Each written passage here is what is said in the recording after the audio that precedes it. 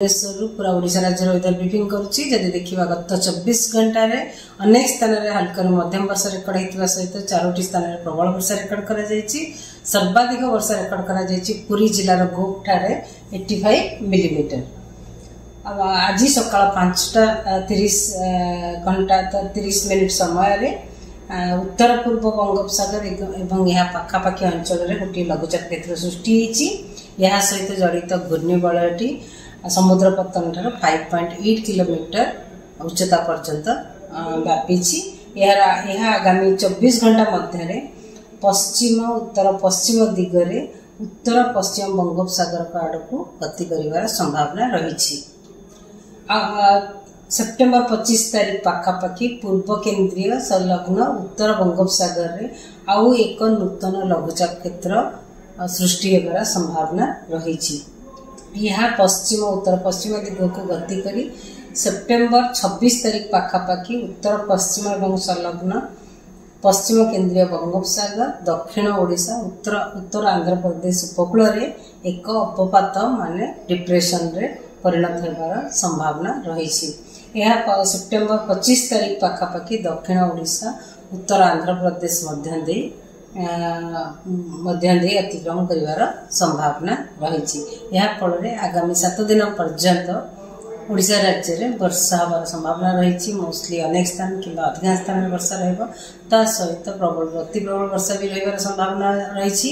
Even बिजुली घड़घड़ी सहित झटका पवन भी रही संभावना रही 30 से 40 किलोमीटर पर आगामी 24 घंटा परवर्ती समय बिजुली घड़घड़ी समय झटका पवन 40 से 50 किलोमीटर पर आवर आम उपकूलवर्ती अंचल जिला गुड़िक रही संभावना रही। आगामी 24 घंटा राज्य में अधिकांश स्थान में हल्का मध्यम वर्षा होगार संभावना रही।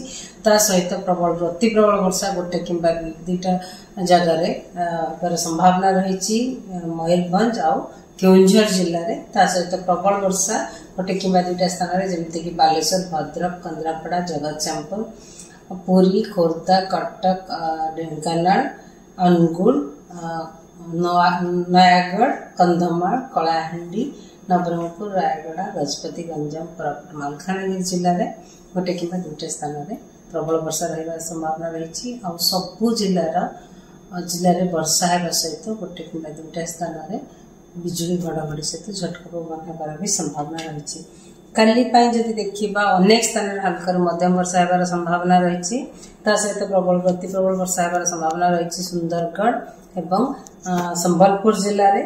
सहित मयूरभंज केउंझर देवगढ़ अनुगुल सोनपुर बौद्ध कलाहांडी नवरंगपुर कोरापुट मालकानगिरी जिले में गोटे कि 2टा स्थान में प्रबल वर्षा होगार संभावना रही।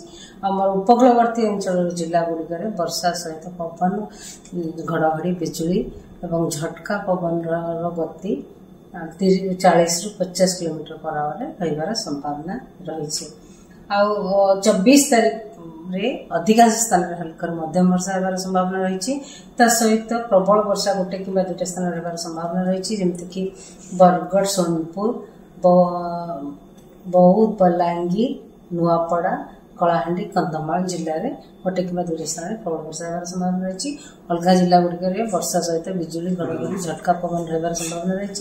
सहित उपकूलवर्ती अंचल में बिजुली घड़घड़ी सहित झटका पवन 40 से 50 किलोमीटर पर आवर रही संभावना रही। 25 तारीख रे राज्य में अधिकांश स्थान में हल्का मध्यम वर्षा रही संभावना रही। सहित प्रबल अति प्रबल वर्षा मालकानगिरी कोरापुट रे गोटे कि 2टा स्थान होपे एवं प्रबल वर्षा जमीक नवरंगपुर कलाहांडी कंधमाल रायगढ़ गजपति गंजाम नयागढ़ खोर्धा पुरी जिले में गोटे कि 2टा स्थान में प्रबल वर्षा होगार संभावना रही। उपकूलवर्ती अंचल जिला गुड़िक वर्षा सहित गोटे कि 2टा स्थान में बिजुली घड़घड़ी झटका पवन 40 से 50 किलोमीटर पर आवर रही संभावना रही। अलग जिला गुड़िक गोटे कि 2टा स्थान में बिजुली घड़घड़ी सहित झटका पवन 30 से 40 किलोमीटर पर आवर रही संभावना रही। आमर 26 तारीख रे मालकानगिरी कोरापुट जिले में प्रबल अति प्रबल वर्षा गोटे कि 2टा स्थान होगार संभावना रही। सहित प्रबल वर्षा गोटे कि 2टा स्थान में जमीक नवरंगपुर नुआपड़ा कलाहांडी रायगढ़ गजपति मयूरभंज केउंझर भद्रक बालेश्वर जिले